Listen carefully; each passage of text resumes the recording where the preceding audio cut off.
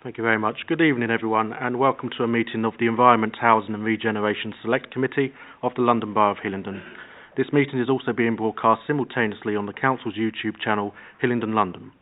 My name is Councillor Bridges and I am Chairman of this meeting. A key role of this committee is to monitor the performance of local public services within its remit and hold in-depth reviews on topics of resident interest. We engage with a range of external witnesses in our activity, which can include community groups, residents and subject matter experts.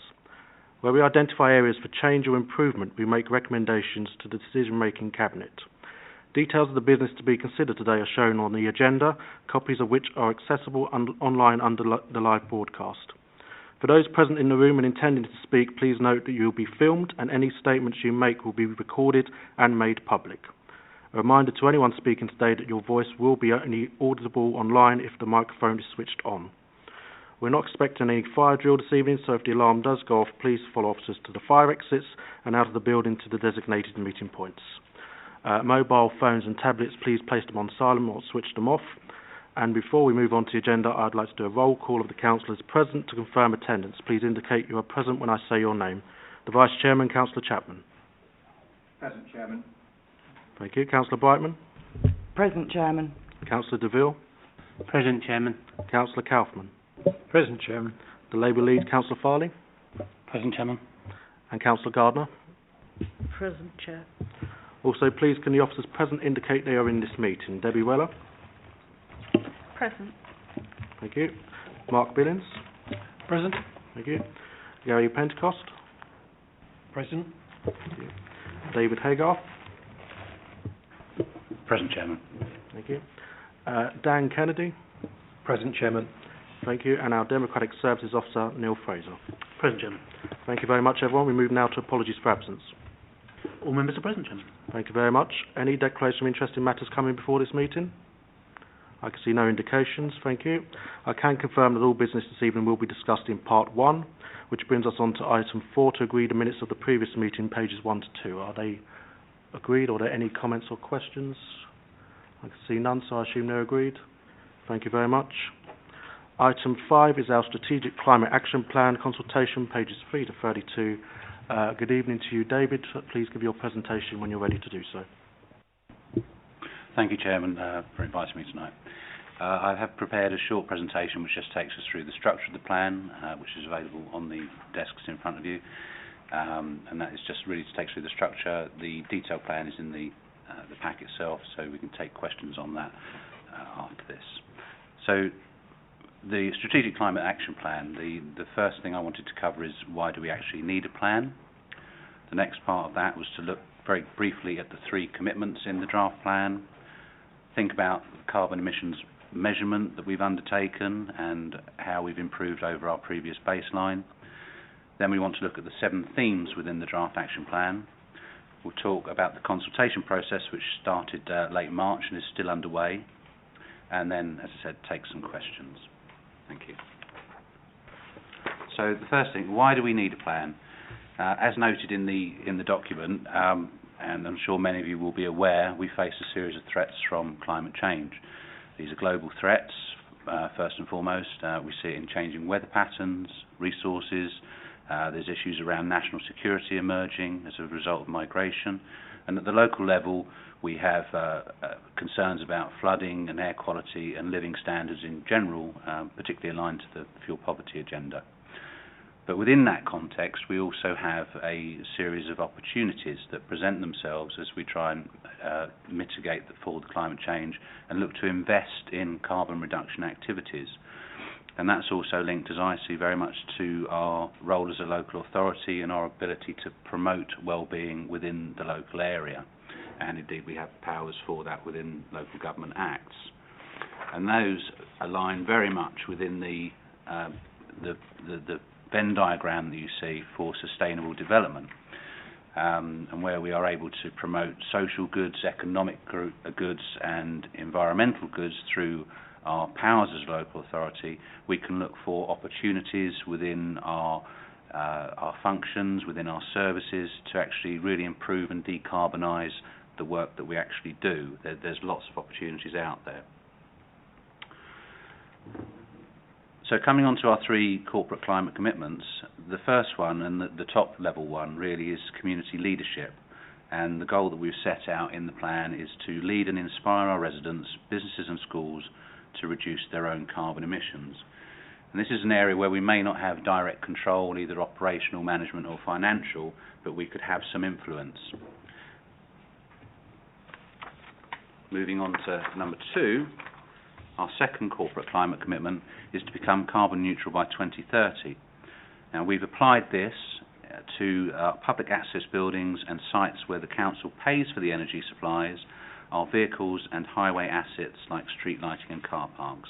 And this corresponds very much with an earlier baseline, and again we're focusing on the things that are manageable, that we can control at these initial stages for the 2030 action plan. We then move on to corporate commitment number 3, which is to achieve 100% clean energy across the council services by 2030. And we call this our approach to carbon neutral. And the way in which we want to achieve this is first and foremost to reduce the fossil fuel use that we already have. And that tends to take place primarily in buildings for space heating and hot water heating, but we also have wider operational needs for fossil fuels. But we aim to reduce those wherever we can. The next part of this is to purchase green energy, and that's something that we're already doing. And there was a contract arranged last year where all the electrical power we now purchase is zero carbon, and that has already made a big impact on our carbon baseline. The third part of the plan is to look at carbon offsetting, and that has 2 strands to it. The first one really being, as we move over the next decade to 2030, is to look for opportunities to invest, and that's particularly in solar renewable power, where we have the option to obtain an income from solar power as well as creating a positive carbon balance for ourselves. The other strand to that is very much in our ambition to be a greener borough, the greenest borough, and that relates to the tree planting activities that go on with our open spaces team and the amount of trees they're planting, the vegetation under management, and different ways in which we might start to account for a positive carbon commitment.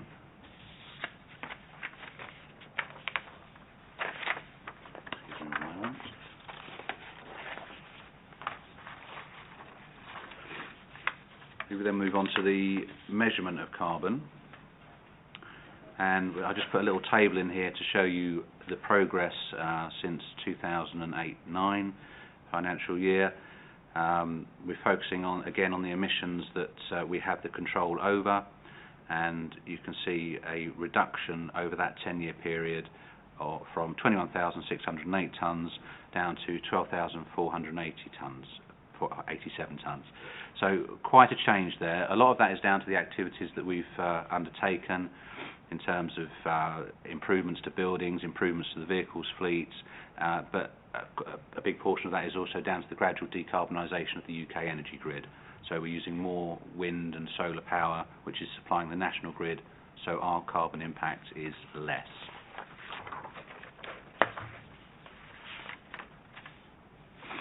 And moving on to the themes of the draft plan. Community leadership, as I say, is the first and foremost one, but that has to be underpinned by a number of different things that we do. And as I mentioned, the first thing to do is to look at the council operations and see how we can decarbonise those. We need to think about building better places, so the capital works that we do and the planning applications that we can influence, how do we decarbonise those as well? We've mentioned clean and green energy and the need to buy green where we can, and if that's not available, then have plans for actually investing in our own green infrastructure. And we also need to look at ways in which we can improve waste management over and above where it already is. It's already in a good place, but how much further can we go? And we also need to look at climate change adaptation and mitigation. So again, looking at the issues of flooding and overheating and the various things that will come to affect us, not necessarily by 2030, but further on. And we've already mentioned the carbon offsetting. My final slide just relates to some of the things we've done as a result of the public consultation. We were engaged with the comms team and the community engagement manager. We took advice on the best way to go about it, and we released an online survey, which so far has had, I think, a very positive response, with over 100 respondents all answering a number of different questions, which gives us a lot of food for thought when we come back to the July Cabinet report and the things that we want to do in our detailed plans.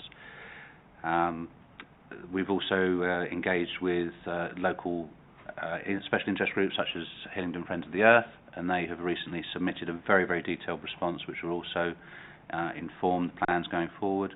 We're holding webinars this week, further webinars with residents associations, and throughout the whole thing I think we've tried as best we can to get the widest engagement. We've also run things like a schools competition for children to submit their artwork and ideas.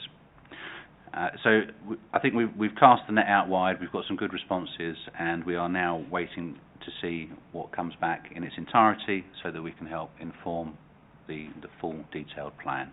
Thank you very much, Chairman. Thank you very much, David. I invite members' questions. Are there any? Councillor Farley.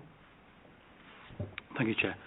David, it's good to see you again. We spoke at the committee on back in April.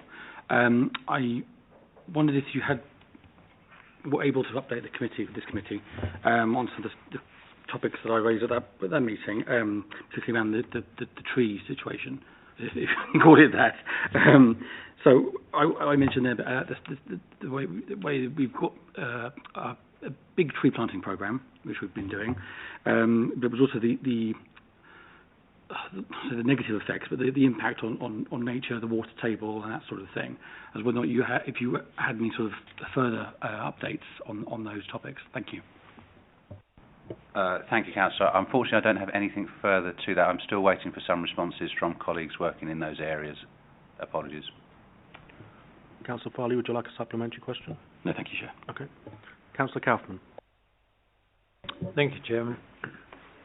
Thank you, David, for your excellent sort of report. And the major report was, I say good reading, yes it was.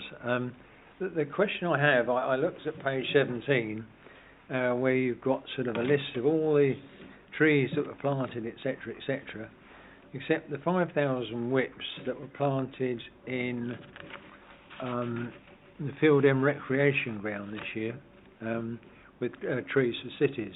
Now, I don't know whether I've missed something.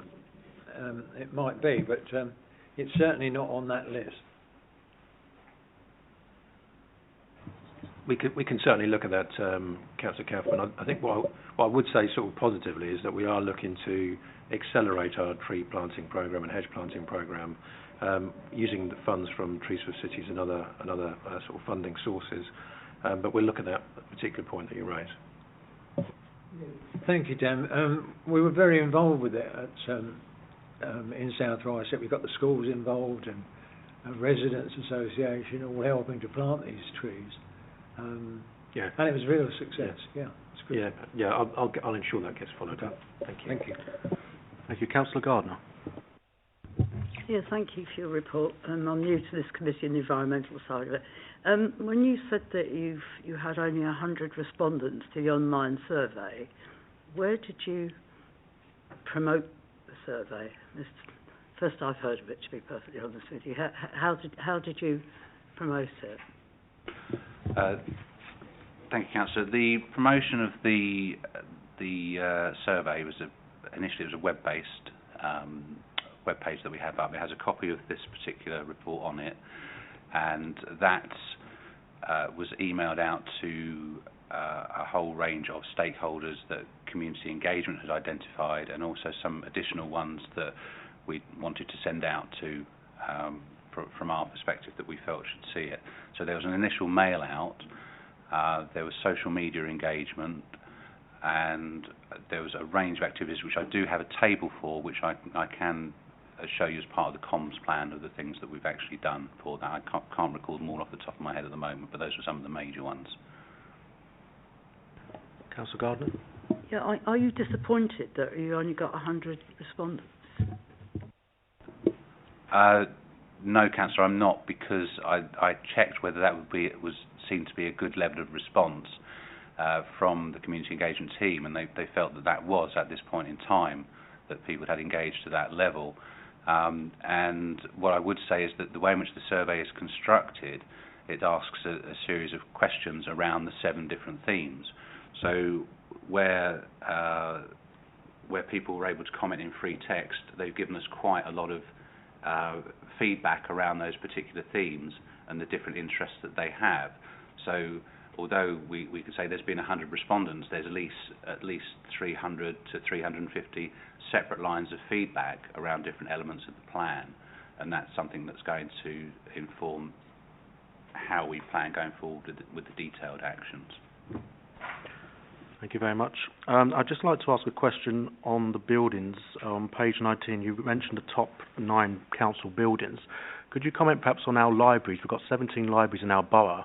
I believe they're currently undergoing refurbishment as part of the next phase. Has any energy efficient savings been identified as part of this refurbishment project? Yes, Chairman. I've had discussions with the programme manager for that, and as a particular example, we've been looking at low energy lighting in those buildings. Has there been any suggestion about solar panels at all? A lot of these libraries have flat roofs. I can certainly look into that for you, Chairman. Any other questions from members? Councillor Chapman. Thank you, Chairman. Just a point of clarification, really. In the table for LBH carbon emissions, gas and electricity has gone back down by a third. I think you mentioned that isn't the case, that we've reduced consumption by a third, but a part of that is due to carbon offsetting.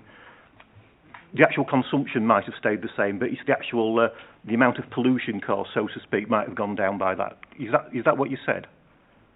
Allow me to clarify. What I was indicating was that the energy that we're buying in terms of electrical power has quite a lot less carbon in it than it did 10 years ago, because less of it is coming from coal-fired and gas-fired power stations, and more is coming from the renewable power network. Yes, so it's not as such our consumption necessarily that's gone down. It's the carbon neutralness of the way it's produced. That is a big part of it, but there have also been various reduction initiatives in places like the Civic, again, LED lighting, that have contributed to the overall drop. Yeah, thank you.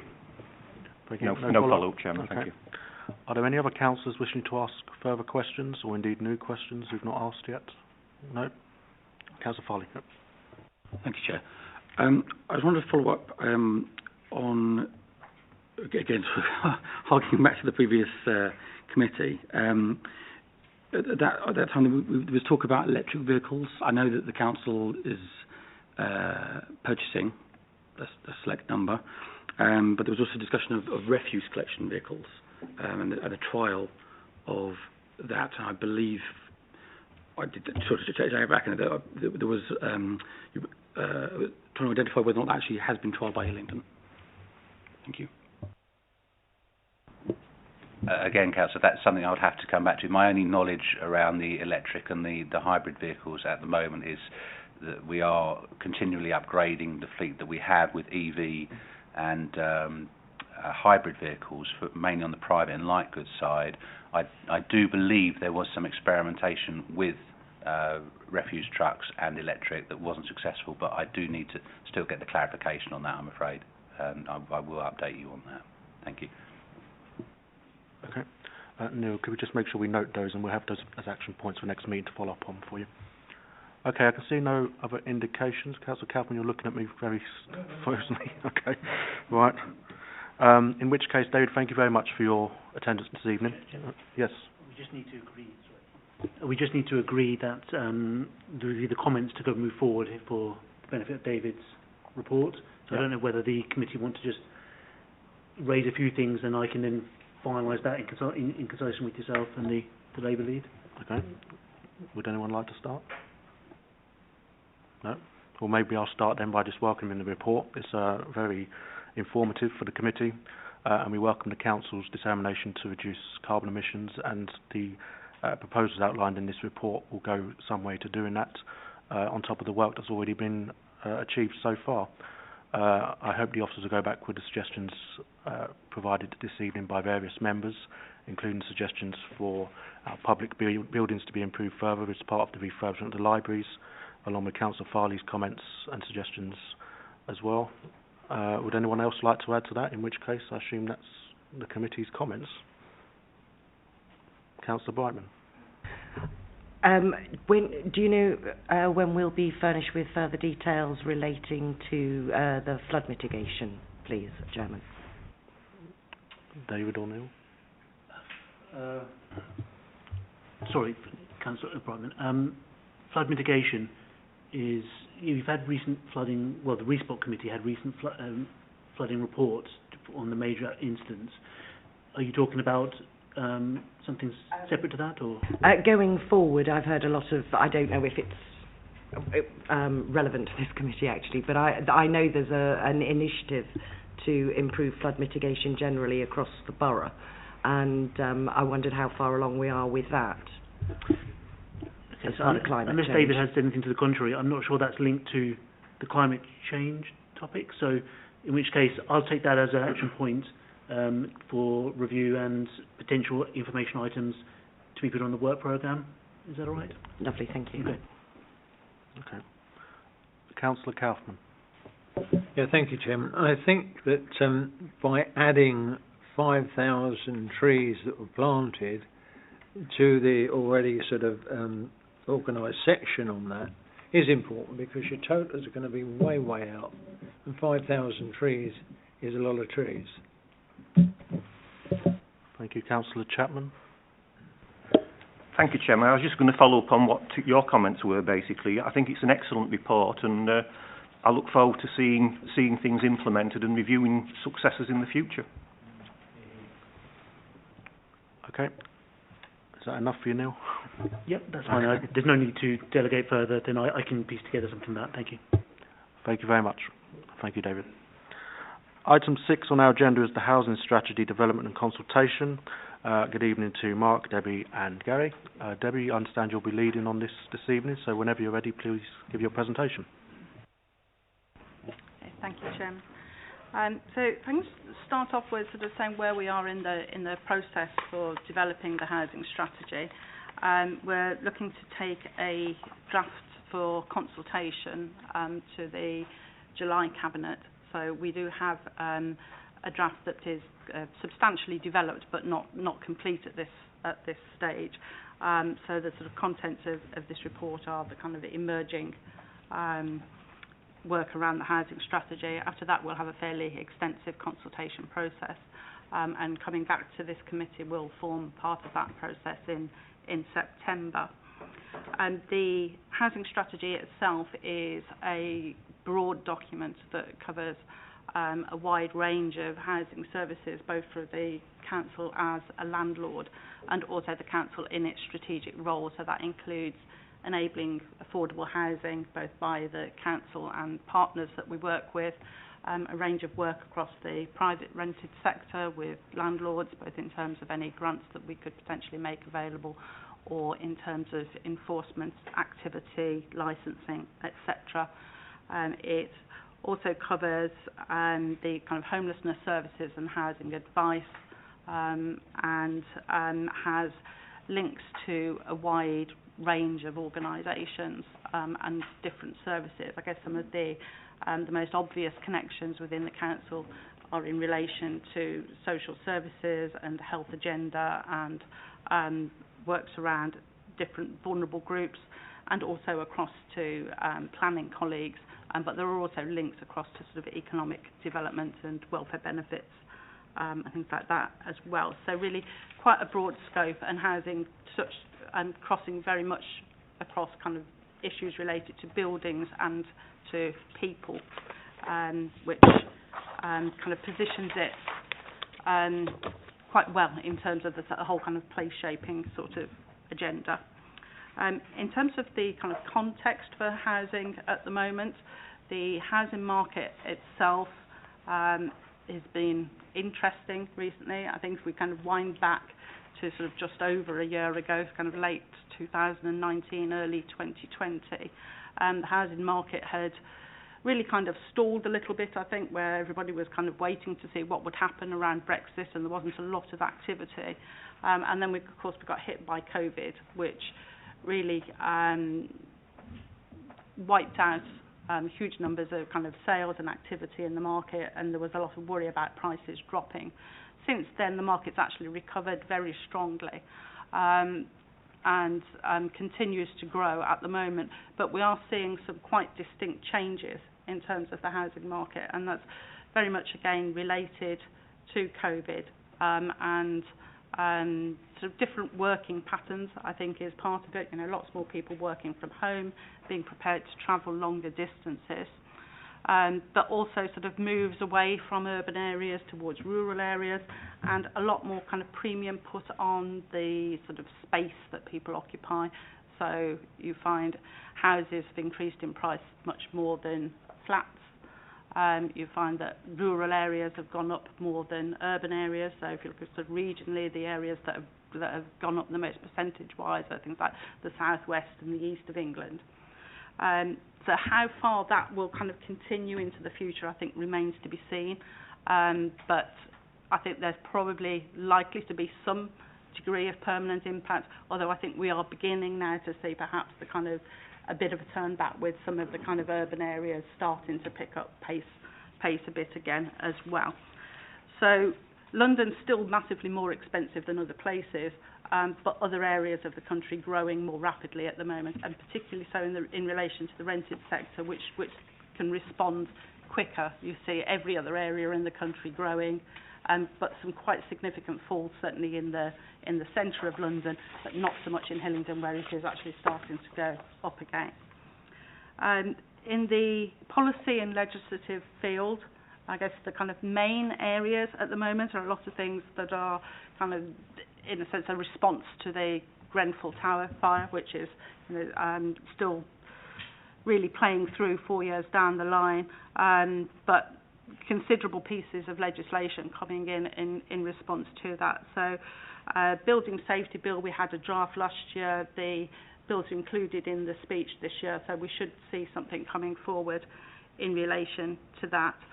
And also the housing white paper charter for social housing residents, although not specifically around building safety, is also, I think, very much part of that response to Grenfell and the issue that tenants felt that their concerns weren't listened to. So a lot in there around how we work with tenants and residents.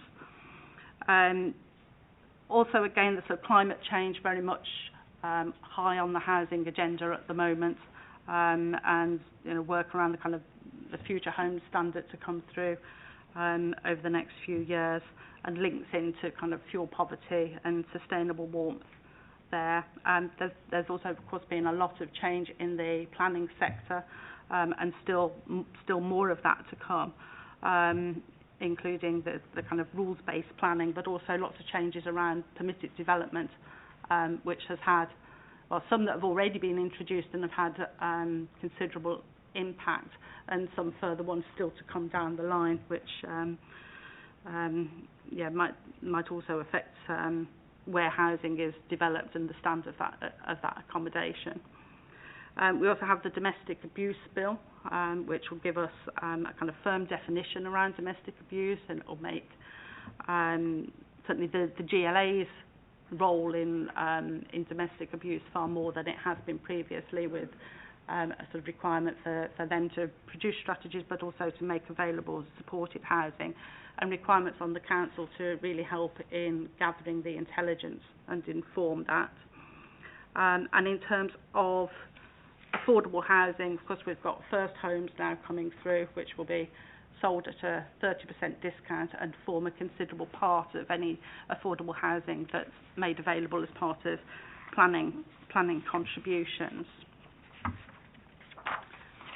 And the priorities in the strategy, I think we're getting a sort of fairly clear message that we're looking to perhaps invest more than we have previously, and I think there's probably three key areas where we see funding implications. I think one is in relation to regeneration, and of course we have the regeneration programs in Hayes that have been that have sort of gone through the next sort of stage. We've had the positive ballot, and those will be going ahead.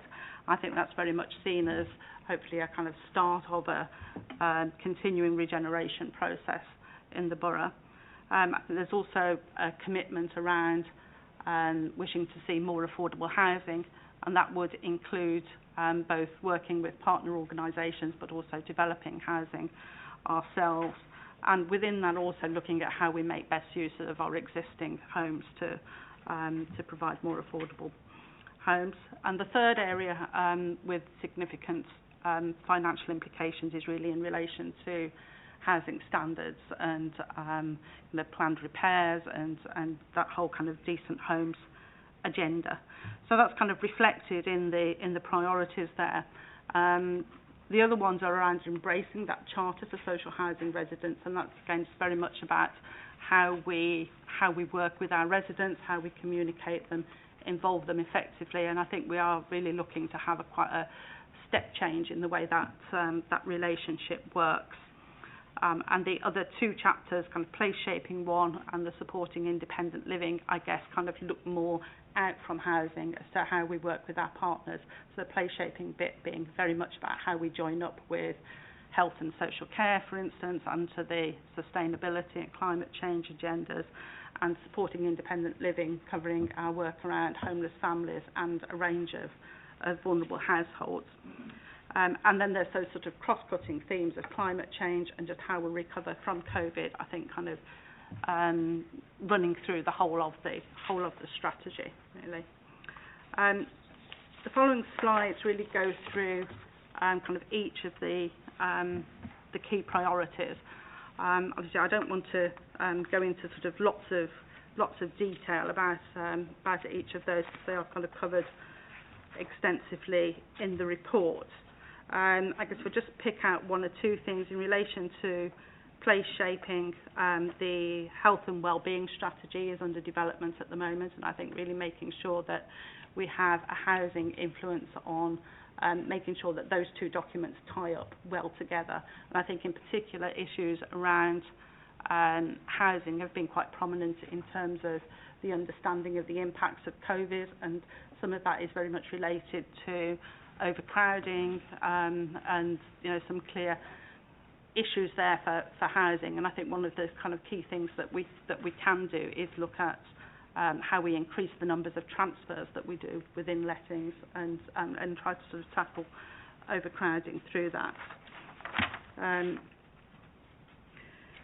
In relation to affordable housing, the type of housing that we need to build, I think, has changed a bit recently. There's very much a need for family housing. Those in needing 4-bed houses wait longer than others, and that's very much about a shortage of supply. We don't need big numbers in relation to 4-bed homes, but we do need to have some coming through in order to tackle a backlog in relation to those larger homes.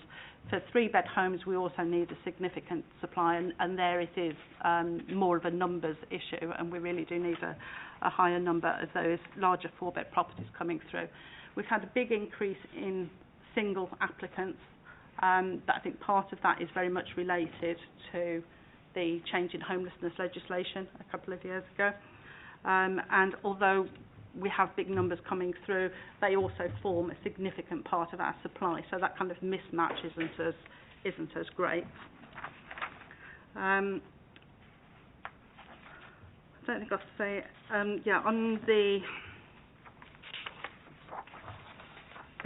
standards issue. I guess the only thing really that I wanted to draw out there is that we'll be doing work on a HRA business plan alongside the housing strategy, and that will go into considerably more detail about how we'll be making our investments in the council's own stock. And I think really the kind of key areas that we want to look at there are continuing work around safety, fire safety and other types of safety, compliance with various standards, and also keeping homes kind of warm and well heated. And we'll be looking to try to use the data that we have available to really keep works to stock and climate change and fuel poverty all in alignment and working together as much as we can do. And I think that way we make the best use of resources at our disposal.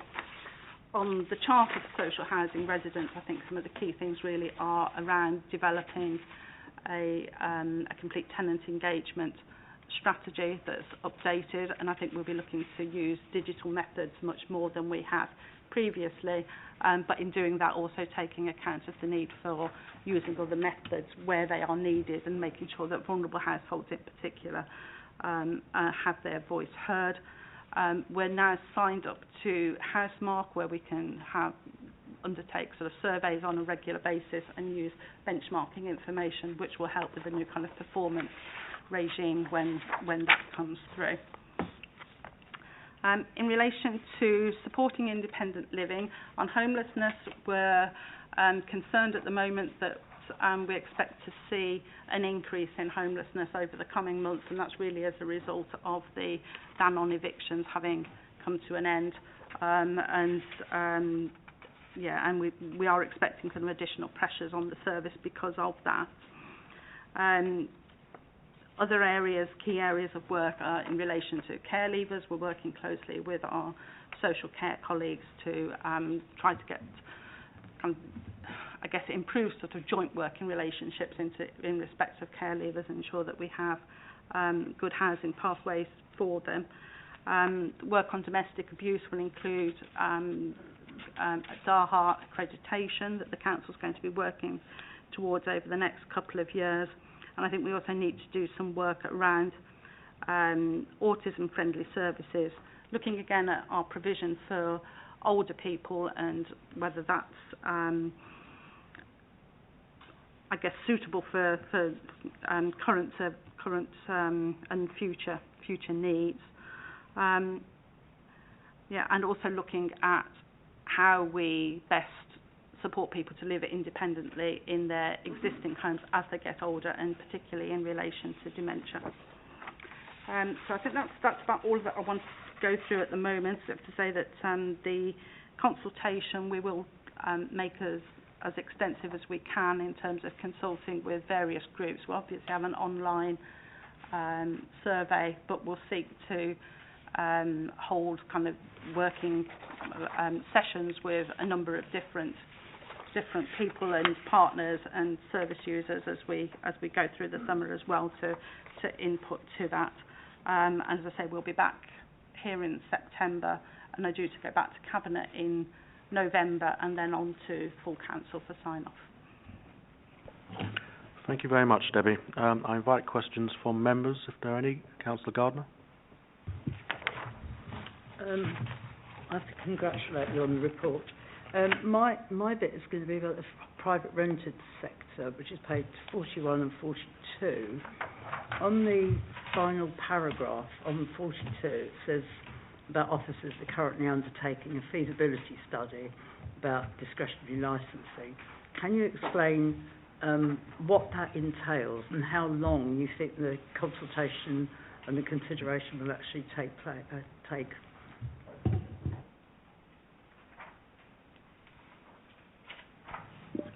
I can grab that one. Sorry. Yes. Councillor Gardner. So yes. So obviously selective and additional licensing is the idea that landlords have to register in a particular area if they want to rent out their property privately. For us, we have to evidence that you need to bring in additional licensing to serve a specific purpose, such as there are increased levels of antisocial behaviour, and that antisocial behaviour within the very broad term, from fly tipping to noise. The piece of work we have to do now is look at the borough as a whole picture and see where selective additional licensing could be brought in. That piece of work it's a large piece of work we have to do, and we are drawing up a timeline at the moment, but I would expect that probably to take the good part of the rest of this calendar year before we're in a position to recommend what sort of licensing we would want to introduce. and the purpose for introducing it as well. Councillor Gardner, do you wish to have a follow-up question? Yes.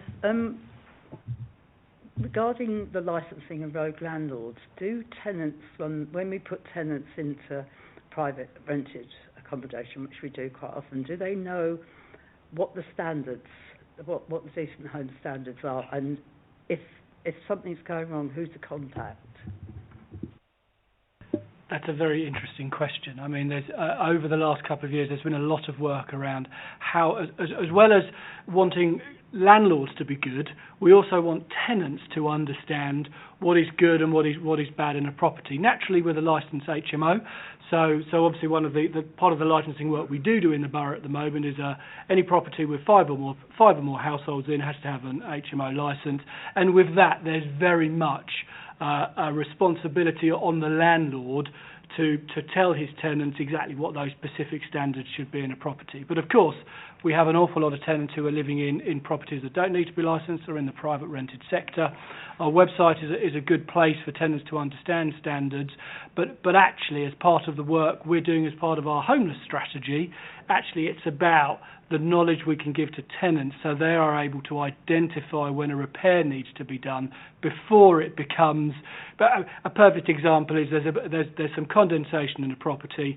A tenant leaves it thinking actually it's damp and it's something that they can't control, but actually there is a way to solve that. And so it's about imparting knowledge, if that's the right word, at as early a stage as possible.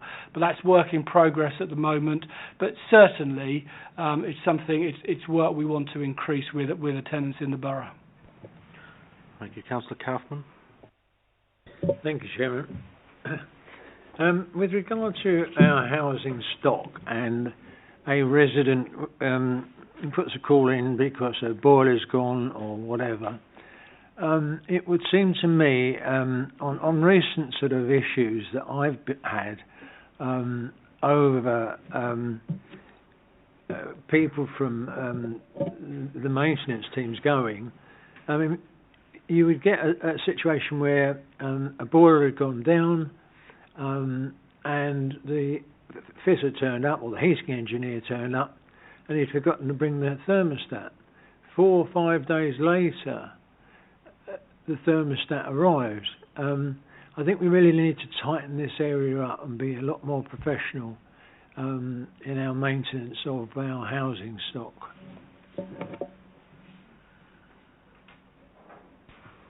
Councillor, I'll take that question. Yeah, we have had a number of issues with the new supplier, which led us down a route of issuing an improvement notice on the contractor. They've made a number of changes and implemented a number of new systems, particularly around supply of materials, because we were getting a number of complaints at its peak in sort of early November, December time. We were getting inundated with complaints around poor performance. Those issues now should be on the decline. In fact, getting to a stage now where we've got minimal service failures.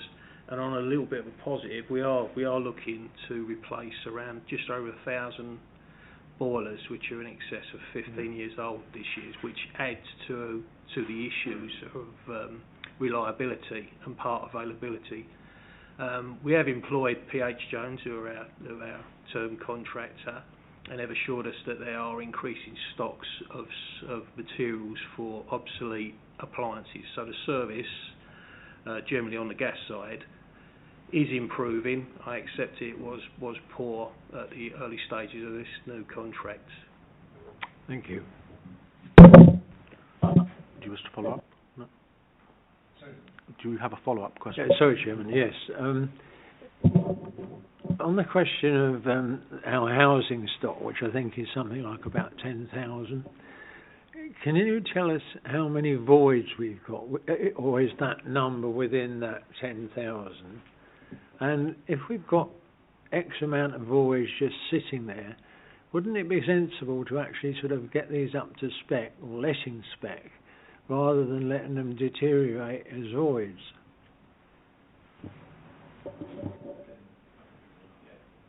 So, I mean, typically, Councillor, we will have about 1% of our stock void at any one time. So it's a relatively small number.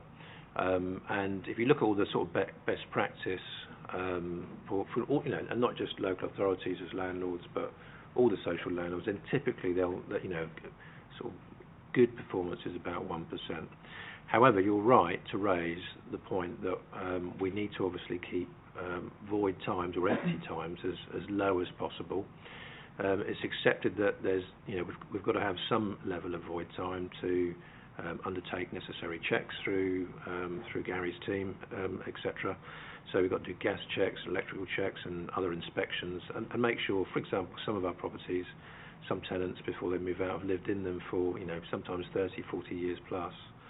And it's a great opportunity to get in there and do some decoration, other works in line with our standards. And also as well, we're looking as well at what other works we can do whilst the property is empty, because it's ideal to do some works when they are empty. In terms of, I suppose, the properties that do come through, I mean, we can let family-sized properties very quickly. There are properties sometimes that need major works, sometimes due to structural issues, or sometimes, unfortunately, due to fire damage. We've got some properties at the moment, and other properties which, you know, for reasons that, you know, there might be a sort of development or a scheme coming on stream, we might keep properties earmarked for to enable some other changes to happen. We do have, it's also, I suppose it's about the mix of properties that come through, and so we are taking the opportunity to review which properties seem to be less favourable and which ones are obviously more popular, and we're obviously, and as Debbie's outlined, in terms of our need, how can we make sure that our stock is aligned to the need that we've got as well. So we are through some work that we're doing with the cabinet member and the leader, and other cabinet members. We'll be looking at our housing revenue account business plan and seeing to make sure that we're investing in the right areas to meet that need, and make changes to our stock where it's required. Councillor Farley. Thank you, Chair. Just a point of clarity initially, Mark, you said 6 households for HMO? 5 households. So 5? Yeah. Can you just give me a definition of what that means exactly, please? It's a household could be a couple, could be a single person, but if there's 5 or more in a property, then the property needs to be licensed. So if the council is putting people into an HMO, is it limited to 1 or 2 people? It wouldn't be. Obviously, I am aware. I'm not saying the council has necessarily done it, but I am aware with HMOs that, or unofficial ones, maybe even more than that, where you've got multiple families living in a property. So I'm just trying to get a sort of handle on what you are referring to by a household in. Yes, I mean we should split up sort of the use for households and families in HMOs and single people in HMOs. The typical understanding is an HMO could be what the public perceives is maybe a student house. There's 5 students in a property. The property has to be licensed, etc., to ensure good standards in there. Local authorities, when we are placing families ourselves into temporary accommodation, and some of that emergency accommodation could be in a guest house type setup, we are limited to the length of time that we can place a family in those units for. The rule is 6 weeks. In Hillingdon at the moment, we do not place families into an HMO type setup. Other local authorities have more of a challenge because they have more of issues with access to stock. But in Hillingdon, if we have to place a family into emergency accommodation because they've made a homeless application, they would go into self-contained accommodation.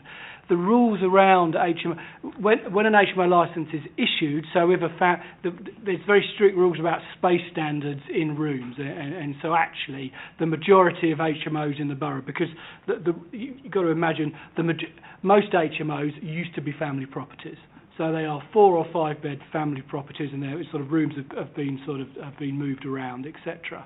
But most of those would not be. The HMO licence would not allow a family to live in those rooms because they would be too small. Okay. Do you have a follow-up, Councillor Farley? Thank you, Chair. I understand that for a student or for a single person, they're generally fine. So in connection with I mean, it's also with this tagline, decent home for all. I'm just trying. How do we square an HMO if it's with the exception of student digs or whatever? How do we square that as a decent home? Are we saying that that's, you've got a room in a house with 5 other people or 4 other people? Yeah, I mean, it's for us. Sharing accommodation can be very much part of a particularly a young person or a single adult's life as they move through their various housing stages. It's very common for young people to share, and actually a lot of people like sharing. For us as a local authority, it's just to make sure those properties are of the best standard they can be, and that's the purpose of HMO licensing. It's the fact that a landlord may see a family home where I can divide that into a number of rooms and I can get more rent in, and actually that's the for us as a local authority, it's about, well, yes, you can do that, but there is fire safety, there is management regulations. You've got to ensure there's enough cooking facilities for everyone who's going to be in that property. It has to be safe for them. You will have neighbours close by, and so there's as well as management standards of a property, there's management standards about you need to be working with your tenants around sort of their contribution in the local neighbourhood as well. A lot of we do get complaints in from neighbours of properties where there is an HMO, and so we work with those landlords to work with those tenants. A good quality HMO can be a good home, a temporary home for someone. Now, of course, a lot of the families, a lot of the single people that do move into HMO accommodation would say to us, well, I would love my own self-contained flat. I'd love to be able to buy, but unfortunately they're not in that financial position where they're able to at the moment.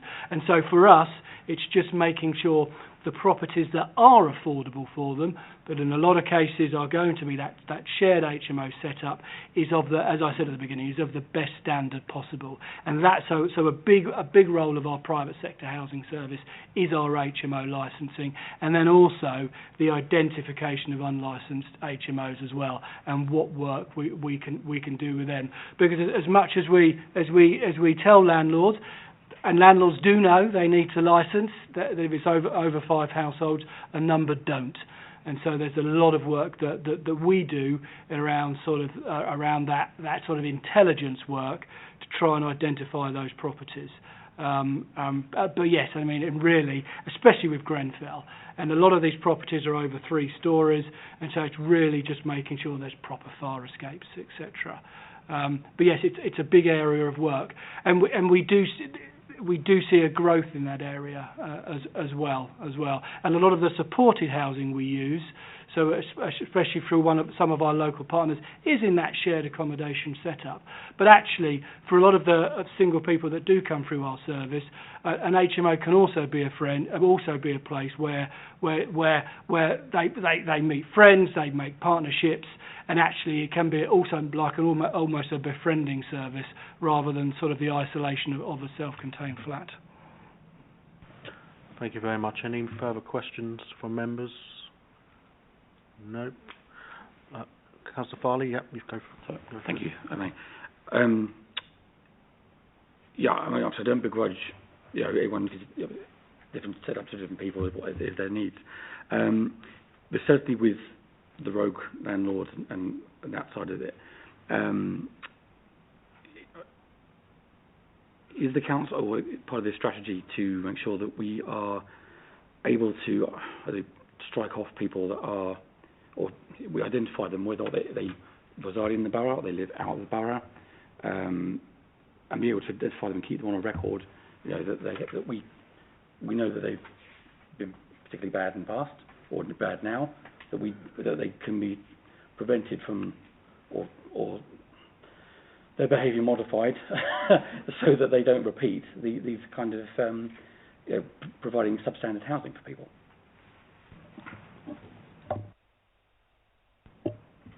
I mean, that would obviously depend on the individual circumstances, but what I can say is certainly the way the private sector housing team works is that they prioritise activity on dwellings that are most likely to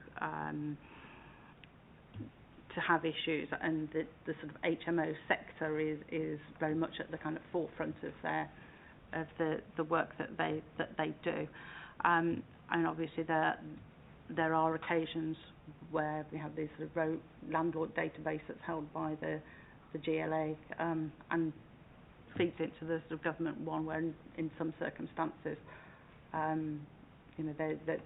that type of activity can happen, along with a whole host of other sort of range of enforcement powers that they can use, and I'm sure if appropriate then the team would be looking to use those powers.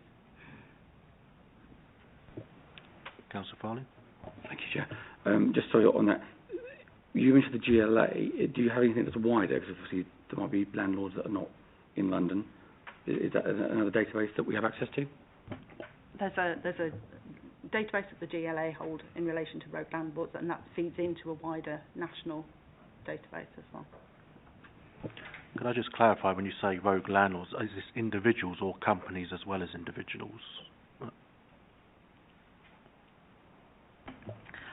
I confess to know the precise details of what goes on there, but I would imagine that it would cover both. Yeah, okay. I can't see any other members. I can now. Councillor Gardner.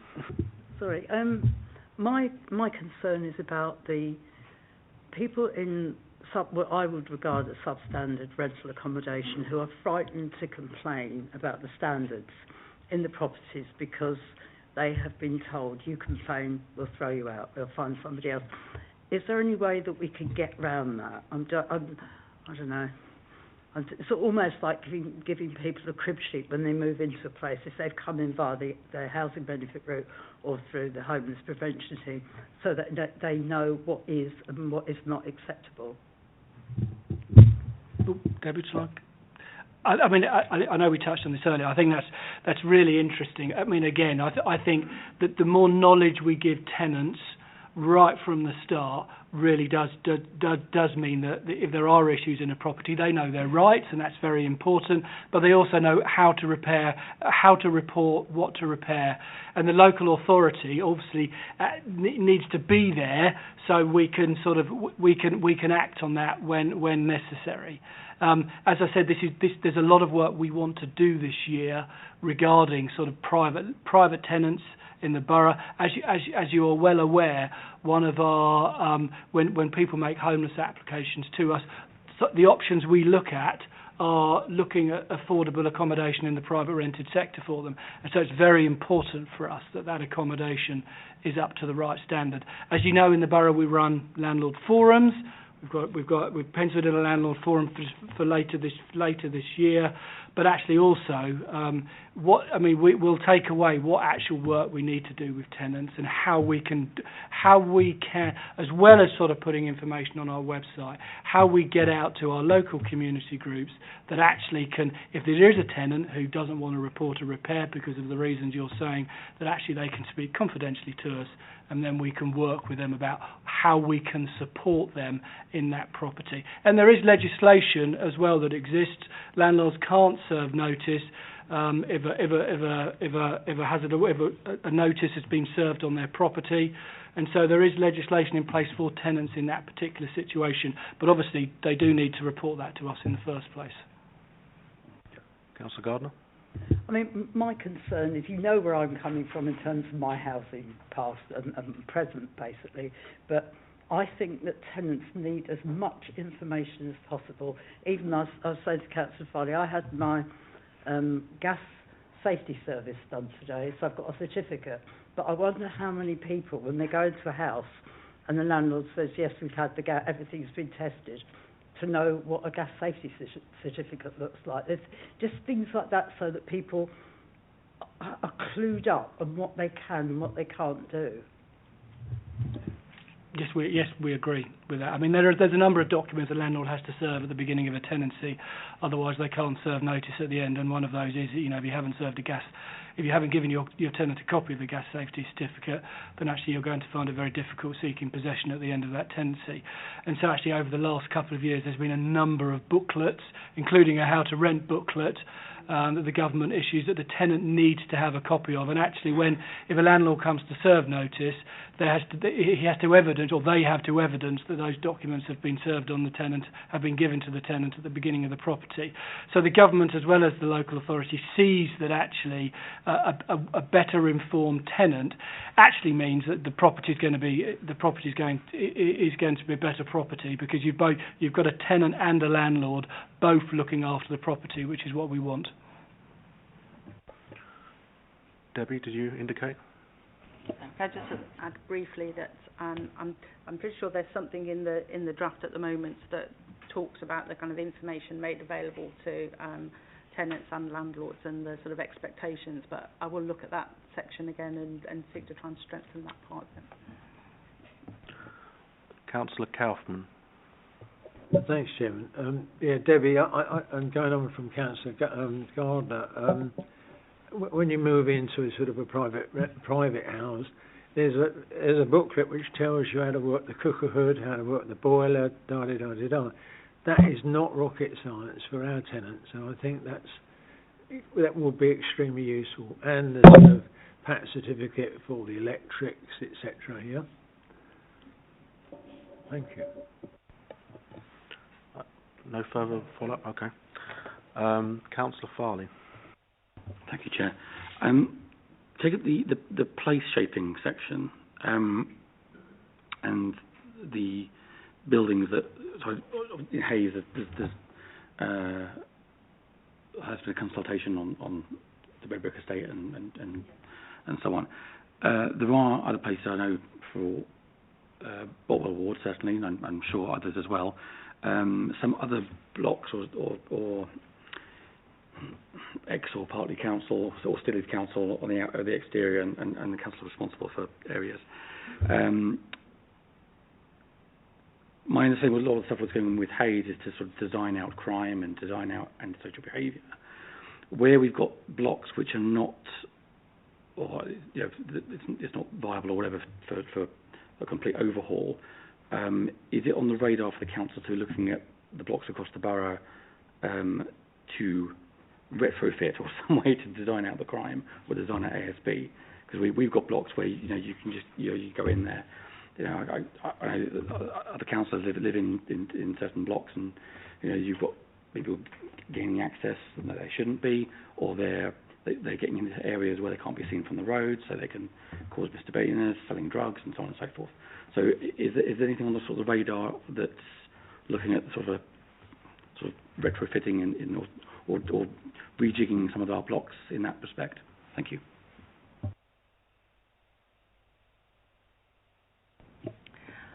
I know that the sort of local area action that's taken place in some parts of the borough, the community safety team generally lead on, and there's certainly an intention, I think, to carry on with that type of work.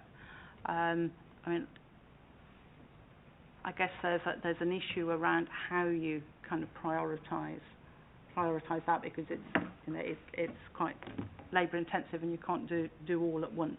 But certainly I know that within that there have been issues around crime that have been, and antisocial behaviour that has been part of that activity. So certainly it is something that's on the council's radar.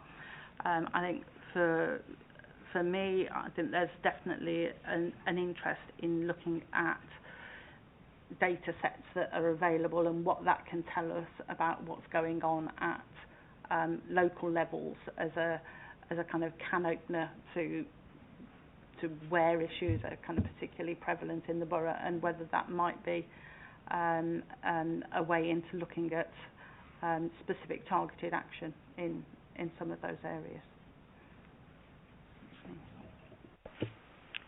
No more? Okay. Any other members wishing to ask? Any questions? No. In that case, thank you very much to the officers for their attendance this evening.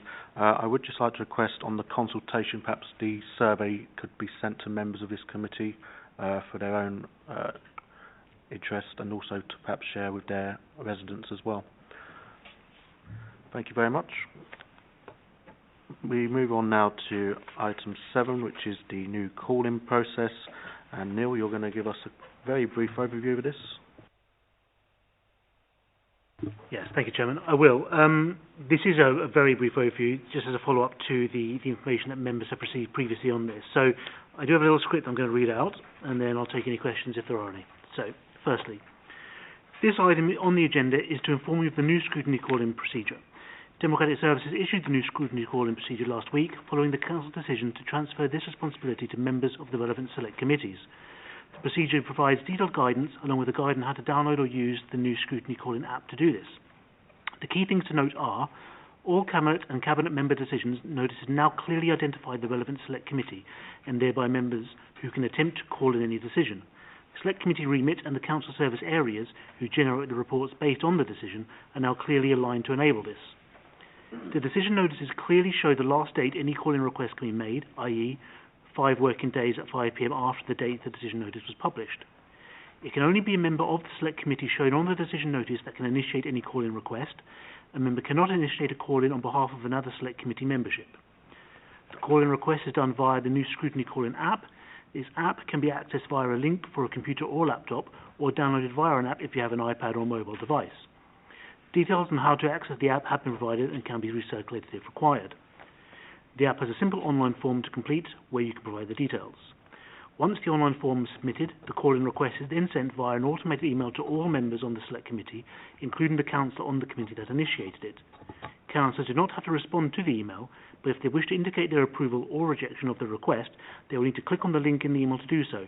Importantly, this also applies to the councillor initiating the call-in request. Upon a majority of members indicating their approval via the app, and before the end of the scrutiny call-in period, it then becomes a valid call-in and Democratic Services are notified. On the app, there is a handy call-in history section where you can view the status of any current and past call-in requests. Call-in requests cannot be initiated at formal committee meetings, so those requests that do not receive a majority are not reported to the committee. Only those that are valid with a majority of members approving will then be heard at a committee meeting as part of the next steps in the scrutiny call-in process. If you do have any further questions, obviously I'm happy to provide an answer outside the meeting. Similarly, any issues accessing the new app, let Democratic Citizens know so we can contact you ASAP and resolve. Thank you, Chairman. Thank you. Are we happy to note that, or are there any comments or questions, Councillor Farley? Thank you, Chair. Just to be absolutely clear, so under the previous scrutiny process, where it was under executive scrutiny, the call-in, whether it passed or failed or was rejected, that was public. We're saying now that this is not public in terms of whether or not a request was, that's from speaking clarity, that is the case. Thank you, Councillor. Yeah, so my understanding is if a call-in is approved, then obviously that would then be made public via the committee process. Anything that is rejected as not having a majority is not a valid call-in and therefore wouldn't be made public. Thank you, Chair. Yeah, it's just making sure that it's clear that it's really very different to the executive. So the call-in was done at the time. It was heard. It was known that it was requested, or whether it passed or failed. But now we're saying only those that are approved will then be made public. That is my understanding of the new process. I think this will be clear on that. Thank you. Thank you very much. We'll go on to our next item, which is the new review topic selection. Over to you, Neil, again. Yes, me again. Thank you, Chairman. So, obviously, this is the first meeting of the new Select Committee. Slightly different remit to perhaps previous committees that you may have been on. So, I've been looking into what would be a potential review topic for this committee to work on, bearing in mind that we would aim to get anything resolved and finished in good time to allow members to concentrate on the election coming next year. So I've had a word with various officers, and 3 particular topics have been made available to me in terms of suitable and feasible in terms of officer resource. So the first is the maintenance and improvement of the playground areas of our parks. The second would be practical measures to improve air quality, and that would include key players such as public health, planning, transport and use of green infrastructure. And thirdly, improving feedback from residents of social housing and how to improve estates with use of the Better Neighbourhood Fund, and really get to the heart of the matters, including the voice of tenants and leaseholders. So that's what I would suggest the members discuss. However, of course, if members have their own ideas for reviews, I can take that away. If there's anything separate to these three that members are minded to suggest, and there's a consensus that is the review to be approved, I would simply need to go away and ensure that it is indeed feasible in terms of an officer resource, and then bring that scoping report on that topic to the next meeting. So to that end, what I would suggest doing is, if members suggest something new, at the same time choose one of these three, so that I have a fallback if the suggested topic isn't feasible, and then I can at least bring something to the next committee as a report and really kickstart the process. Thank you. Thank you, Neil. If I could perhaps start off, I welcome the suggestions on these potential reviews. However, in regards to playgrounds and parks, I think there's a lot of playgrounds already being refurbished under Chrysalis. Indeed, I think it was a manifesto commitment of the administration to do them within the term of office. The air quality, we've just had a very large review of that in recent years from ReSpoc, formerly committee to this, which is also in the public domain. So I would be minded to go with the option 3, because I believe Councillor Farley even mentioned it this evening about council estates and how we can improve on antisocial behaviour, and the Better Neighbourhood Fund would help address that. And in my own experience, there's many residents, whilst they may have heard of Chrysalis, the Better Neighbourhood Funds rarely gets mentioned at all. And I think that may be one thing to look at if we were to choose one of those options. But that's just my suggestion. I'll put it out to the committee for their thoughts and comments. I know Councillor Gardner wishes to raise something as well, so over to you. Well, I was going to say that how about having a review on the rented housing experience, because we all deal with people who are in housing crisis, and they've all got different experiences to do with the state of the housing, the state of, the neighbours, the antisocial behaviour, lots of different things. But maybe we could sort of all get together. It's easy enough to find cases, but I would like to hear literally from the horse's mouth the experience that people are going through. I mean, we must all get it at surgeries where people have got different things wrong, but it would be nice to actually have it, people say publicly, and without being frightened as well, because a lot of people are frightened of saying things, because they generally do believe that they will be evicted if they complain, I don't know if you're going to say the same thing, but I know the previous POC, which I used to chair, did have a review into raising standards in the private rented sector, which I think was around 2015, 2016. But we could look at it again if that's what we wanted to do. If the committee supports that, we could look at it as an option. Yeah, Councillor, one thing I would say is, obviously any witness sessions we would aim to have public, and that may dissuade people from coming forth and giving that kind of candid testimony. That's not to say that we couldn't do something privately and retain that feedback, and we'll make it anonymous or have private meetings between the members and the witnesses. Just something to bear in mind if that was agreed as a topic. The committee does have the authority to do surveys, etc., not just witness reviews in person, so that's one option we could look at. Perhaps you can look at it outside the meeting and come back. Councillor Farley? Thank you, Chair. Could you, as a Chair, clarify obviously with the other committees in the past, you had sort of like a major reviews during the year and the sort of like supplementary ones that were done at each meeting. Could you just clarify that is still the case that we're going to be running? My understanding that is the case. We'll be looking at topic reviews as we have done previously, but I believe, having discussed Neil, we'll be looking to adopt just the one, if possible, because of the short amount of time left. Yeah, so with the change to the POCs and the select committees, from an officer resource standpoint, even within democratic services, notwithstanding the wider council and the officers required to take part in the review, at this moment it's recommended that we only focus on one review. depending on the scope of that, which is borne out from the further work to scope out the report and really provide a steer and areas of focus, we could have a second one lined up, ready to go at the finish of the first. But I can't speak to that right now because we don't even have a topic at the moment. And then, of course, the idea then would be to have it completely finished and put forward to Cabinet towards the early part of 2022, as I said, to allow members to concentrate on the forthcoming election. Thank you. Councillor Kaufman? No? Give me funny looks then. Councillor Brightman? Thank you, Chairman. I was just going to suggest that the Better Neighbour, I agree with you that the Better Neighbourhood Fund is probably a good area to look at given new developments. And I just wanted to clarify, does that Better Neighbourhood include some private rented accommodations, or is it strictly council-owned property? My understanding is just strictly council. I don't know if, Dan, could you clarify that? That's correct. It's the Better Neighbourhood Fund is funded from the Housing Revenue Account for council tenants. Anything else would be probably Chrysalis or something like that. How does that work in areas where people have bought their council house? So in one house you have a so it's actually the land itself. So on council estates, for example, where the council owns the highways and the open spaces around the houses, alleyways, etc. You can have individual owned properties. I'll hand over to Dan as he's the expert. So it tends to be sort of shared areas, for example. So it might be so if there's if there's a small sort of shared space outside some flats, whether they're fully owned or if they're part owned by leaseholders, and still the flats contain some council tenants, then the funds could be put towards improving an amenity space immediately outside the property.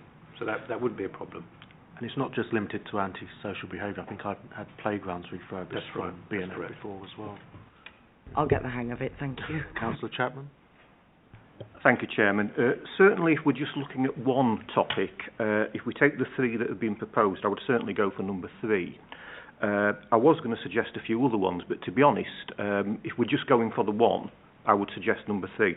I've already mentioned to Neil, I was going to mention alligating, but I think that would be under public safety and transport, wasn't it? If you could confirm that it is the case, I'd appreciate that. The other one I was going to mention is maybe HMOs. Yeah. But again, just to emphasise, if we're just talking about the one subject, I think number 3, the Better Neighbourhood. If we can have a further talk about that under the work programme, I'm mindful that there are a lot of topics we would like to discuss, and it may not justify having a review over it, but it's still good to have an information item. So on item 10, if you wish to discuss any items and suggest any topics you want to discuss on the programme, we can put that in as an information item. Who's next? Councillor Kaufman? Thank you, Chairman.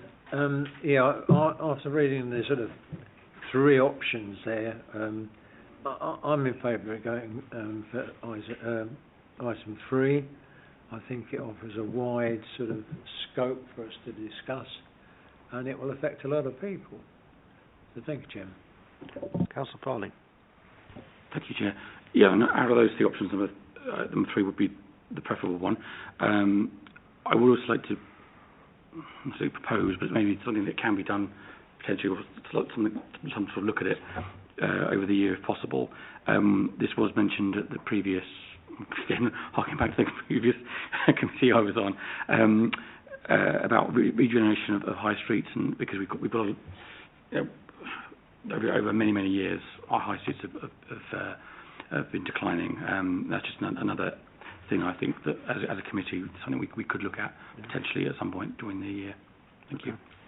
Yeah, if I may, Chairman. Yeah, so as the Chairman mentioned, we can certainly look at putting those on as information reports, and then from there, that might spur on and highlight areas for an actual review under those areas moving forward. But we can come to that in the next couple of items. Okay, so we'll go with option 3. Okay. And we'll go from there in terms of scoping report. Yeah. So I'll prepare a scoping report for obviously consideration at the next committee. What would be really helpful though is because ultimately the committee should be scoping out and highlighting areas that they wish to look at. I know Councillor Gardner's idea around a review some of that could be tied in to this, because if you're talking about the voice of tenants and leaseholders, that could absolutely include the experience of some of our tenants and leaseholders. But just to aid me in the scoping, is there anything that on that topic that the committee would like me to particularly look into, whether it's particular areas, whether it's sections of residents or businesses, or something that you'd like me to contact as potential witnesses, anything at all? Well, for social housing, I would assume if we can get any tenants to the committees to give their feedback, that would be helpful. I'm sure those areas may be covered by a residents' association, in which case maybe any relevant people from those, street champions perhaps, maybe even ward councillors wish to share some of their feedback, who have council estates in their wards. And also, just to clarify, so we say estates, are we actually saying any communal areas and estates in general, or are we actually going into deeper detail in terms of people's housing conditions, internally as well as externally? I think I'm afraid I can't comment on that. I'd need to speak in further detail with the officers, and that would be form part of the scoping. Okay, that's fine. Councillor Brightman? Sorry, no mic. Oh, you've forgotten, okay. As ever, if there's anything, just contact me on email outside the meeting. I'm happy to incorporate what I can. Councillor Kaufman? Yeah, I think to look at the state of a property prior to a tenant moving in, that's the first impression they see, and, you know, if it is in a right state, what does that say about them? What does it say about the council? And I think, you know, decoration, doesn't matter if it's cheap carpet, whatever, it needs to be decent, and that's all I want to say. But I think it's so important that when someone walks into a house, their heart doesn't drop a mile, and they can see that someone's bothered to do something with the flat or whatever before they move in. Could I also just, for clarity, ask in regards to antisocial behaviour, are we able to involve the police with their feedback, or is that going into sort of external services territory?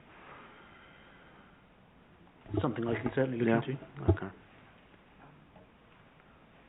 It's a strange question, but I'm responsible for renting out some properties and privately, and what we do is we have to do a property inventory before somebody moves in, and it's all witnessed, so that we have a beginning and end, which is following on from what Councillor Kaufman was saying. Does the council do the same? I would assume so by law. I would expect so, but again, perhaps Dan can clarify. The properties aren't furnished, which is normally when you do an inventory for private rented properties. But we would ensure that all the properties meet the sort of core standards, such as gas safety, electrical checks, that sort of thing, before a property is relet. Although the property we rent isn't furnished particularly, it's the sort of snagging, like, are the light switches, fitted properly? Are the plug sockets solid? Do the taps work? What's the plumbing like? That sort of thing. So in terms of checks and balances, all the properties are subject to a health and safety check before they're relet. So that is the checklist that's completed. Also, just one other suggestion: if we're looking at estates, maybe disability accessibility onto these estates, if that's part of the scoping report, maybe we can involve the disability groups, etc. Councillor Gardner? So there's also another thing which is called Homes for Life. I have to declare, a bit like Councillor Brightman, I'm actually a chair of a housing club and responsible for quite a lot of houses.